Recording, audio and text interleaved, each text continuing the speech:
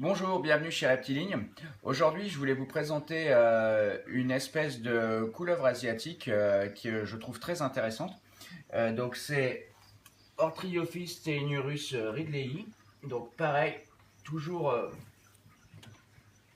dans le folklore terrariophile, les orthriophis, les couleuvres asiatiques, sont souvent considérés comme des serpents euh, soi-disant agressifs. Donc, comme vous le savez, à force de regarder nos vidéos, les serpents agressifs, ça n'existe pas.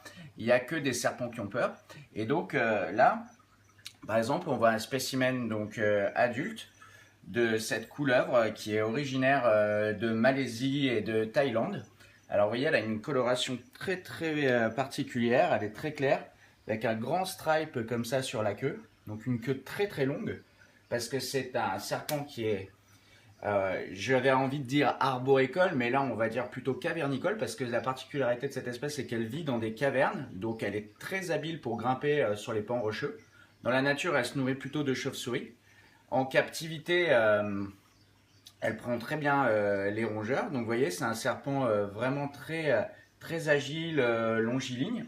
Et cette réputation, soi-disant, d'être agressif vient du fait que c'est un animal qui est assez nerveux, comme vous pouvez le voir, et qui peut avoir peur de vous, hein, comme d'habitude.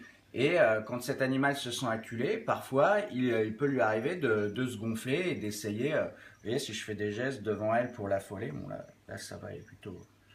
Mais elle peut se gonfler et éventuellement se défendre en mordant. Mais vous voyez, à partir du moment où elle est avec une personne qui est en confiance, l'animal n'a aucune raison d'être sur la défensive. Du coup, elle se comporte tout à fait bien. Elle est vive, mais elle n'a aucune intention de se défendre parce qu'elle sait que je ne suis pas un prédateur et que je ne vais rien lui faire.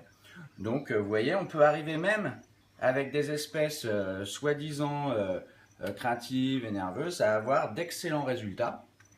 Donc, je vous rappelle que si ça vous intéresse de comprendre un peu le comportement des serpents et d'arriver à les aborder comme il faut et de les manipuler comme ça, on organise une formation sur la manipulation en confiance des serpents et le conditionnement positif le 31 janvier à la boutique de Gazeran et le 28 février à la boutique de Lyon.